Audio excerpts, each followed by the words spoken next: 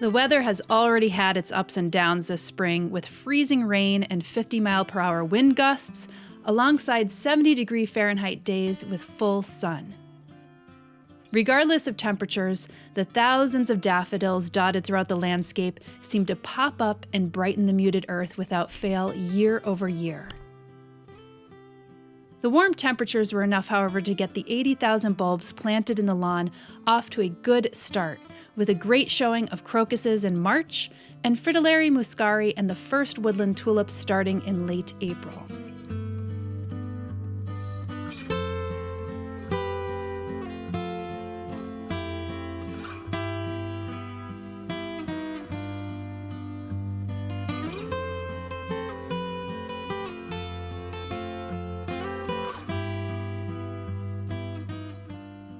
Even the native bluebells showed up with a front row seat to the bulb show.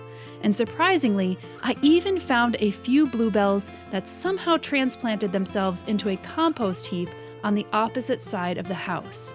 So these two native bluebells were growing in my compost heap.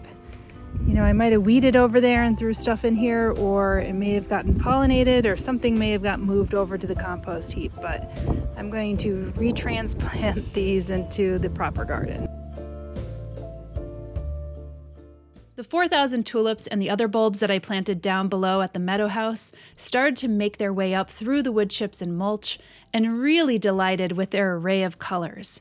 But we've still yet to reach peak tulip here in the Finger Lakes.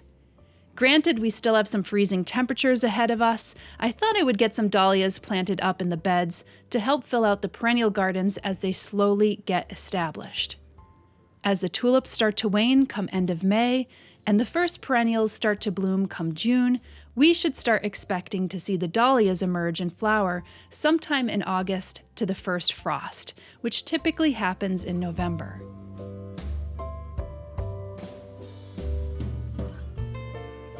Though they aren't winter hardy here in Zone 5-6, they are usually the last ones standing alongside the asters and goldenrod come fall. It's like a big brown bagged lunch. Now I have a project today and it involves dahlias, and I got so many different varieties. I think I have 18 different cultivars here. And you may recall last year we planted up some dahlia. There's some that I saved, this really nice white dahlia, which was single flowered, dark black foliage, so I have those already planted up, but I have some new ones today. If you recall, this whole garden area didn't exist.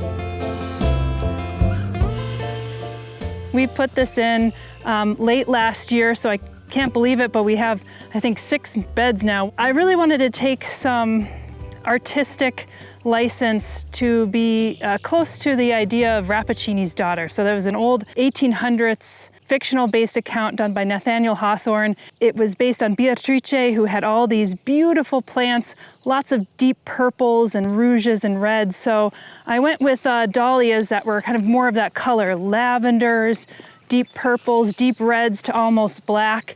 And whereas I had a lot of the single dahlias in the pollinator garden, I'm going to have a lot of different dahlias. And the wonderful thing about dahlias is that they have lots of different geometry. So you have the pom-pom shapes, you have multi-petaled. The problem is when you get into the pom-pom shapes, the plant doesn't have any pollen anywhere for the pollinators. So, you know, make sure you have some of your normal native plants for your pollinators as well, though I have some single varieties that I'll show you. But my thoughts with this is because this garden went in just late last year and we've planted it up, But these perennials that I have planted in here, as you'll see, they have yet to spread. So a great way for me to actually get a lot of cut flowers, but to still fill the space, is to add dahlias. And they are not hardy to our area. So if I plant them now, they'll bloom in summer to all the way up to the frost. And they are definitely the type of plant that is not cold hardy. So if you recall, I was planting anemone coronaria, some really beautiful anemones, not our native anemones, in this garden over here. If you read in any kind of literature say that they're not cold hardy to our area, well, they are cold hardy. They've emerged for me every single year, and we're in a zone 5, 6.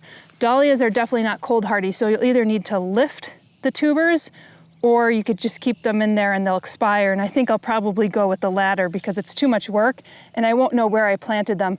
But by that time, hopefully my perennials will have filled out by the next year. So basically the dahlias are going to fill in the gaps and they're going to provide some really nice cut flowers. Sometimes I have this flower cart here and I really like to add flowers. So whatever is really blooming right now, like the daffodils are blooming, I have some tulips that are blooming. I'll use cut flowers in the house as well. I'll show you some of the varieties and then I'll share with you how to plant dahlias. And I have them listed by shortest to tallest. So the shortest varieties, 10 to 12 inches, so you have a foot tall. So those are pretty short. And you go all the way up to this one, the Spartacus, and that's 50 to 54 inches. Most of them are within that 36 inch to 40 inch range. So you're talking 3 to 4 feet. Now, many plants could hold themselves up at that height, but dahlias have a really hard time holding themselves up, so you have to stake them. So I think some of the taller ones I might plant along the edge of this deer fence, which is good. I'm planting them inside the deer fence because deer do eat dahlias, so you might have to protect them. And it's traditional that if you're like running a flower farm or if you have cut flowers, you'll just have a strict cut flower garden area. We don't have one of those, so I'm just kind of planting them in with the perennial beds. But let's start with these first and we'll talk about essentially some of the morphology of these. I did plant some of the anemone coronaria around here, so I may dig some up, but this is the Pulp Fiction dahlia. This has a bright red single flower with a dark leaf. And you'll see what these look like. Kind of like a massive tubers, kind of reminds me of potatoes, sweet potatoes, things like that. And then you'll see the eyes here. You see that coming up? So you have the neck of the dahlia, you have the eyes, and if you want to split this and get two dahlias for the price of one, you would just cut between the eyes. Sounds like it hurts. Here's some more eyes over here. I didn't see those. So this is a really nice selection right here. This has a very vigorous looking tuber. And these have a tendency to grow wide. So you want to give them probably somewhere between 18 to 24 inches between each other. So this would be fine. If you wanted to plant this in a pot, this would be perfect just in a pot, just one of these. So now that I see some of the plants coming up, I have some hyacinths here. I have some crocuses that are past their prime. I have my achillea right here. The hyacinth smells so good. Here's the anemone coronaria. So I'm gonna put that aside right now. These do not have to be that deep, luckily enough, because sometimes you have tubers or bulbs that are really big like this and you have to bury them pretty deep. This only needs to go about 2 inches down. And you want to kind of put them on their side and then bury them, preferably with the eyes up, but as you saw with that one, the eyes were all the way around. But plants are smart, they'll find their way up. So again, these are gonna be great bedding plants and cut flowers. And they produce quite a lot of foliage that, again, once the frost hits, it doesn't look good. It doesn't look pretty.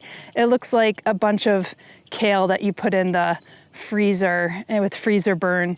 They get all mucky. So by that time you could probably cut all the foliage off. Good opportunity to plant them down here too along the sides of this garden that I have sloped up because I haven't really planted down here. So just like that. And berry.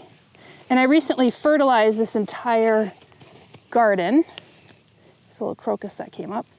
I fertilized this entire garden.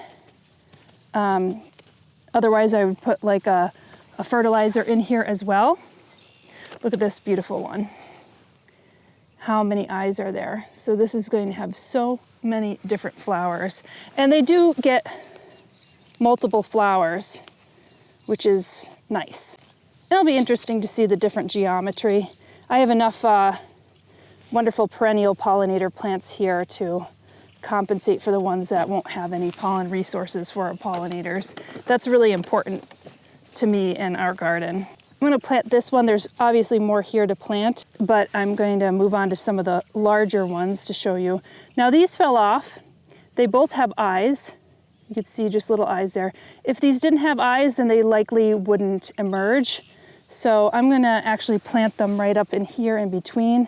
So these are going to be smaller plants, but these both should be fine because they have those eyes. Got a nice earthworm in here too.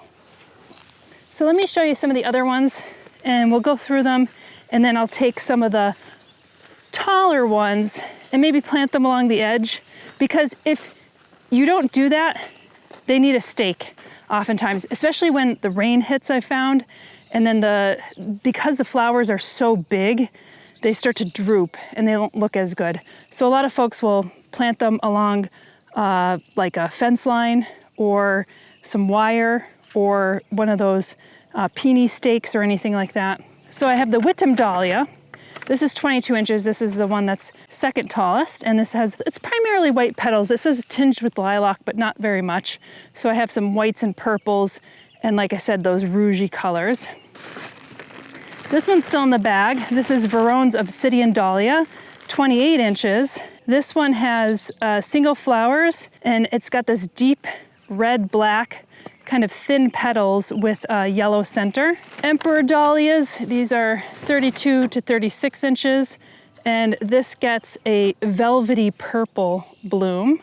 I'll throw up all the images so you could actually see what they look like, because this is really not... It's a bunch of brown balls with brown circles. Yeah, it just looks like it's not that great, but you can see how healthy they are. I mean, these are some really big clumps. So this is Dark Spirit Dahlia. It has this like really dark red, almost black appearance. A lot of these I got that are like that dark red, almost black, velvet look. Sam Hopkins, this is also that velvety red to black.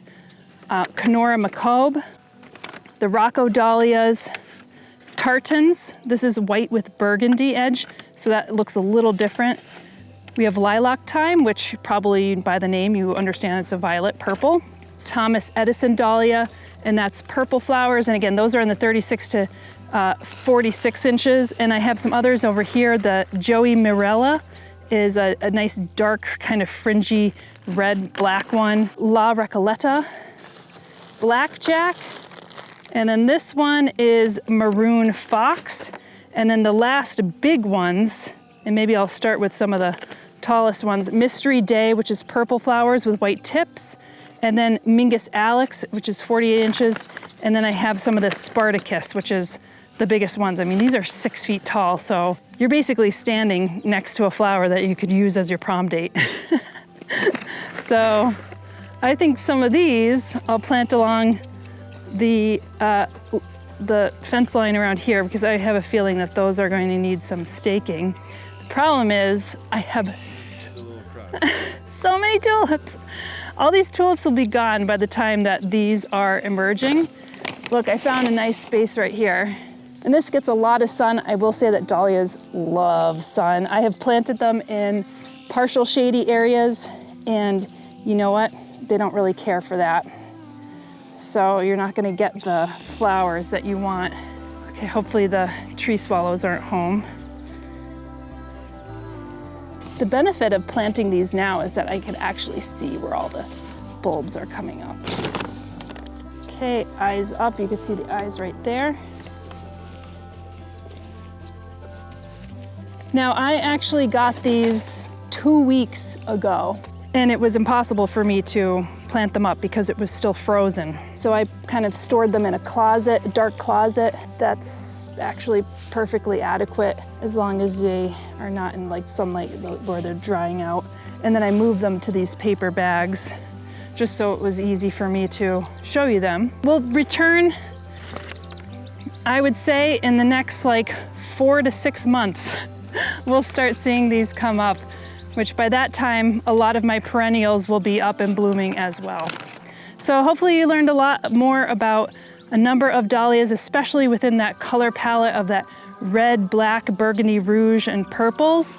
And you'll have to be patient with me and return in the next 4 to 6 months to see them blooming. All right, see you later.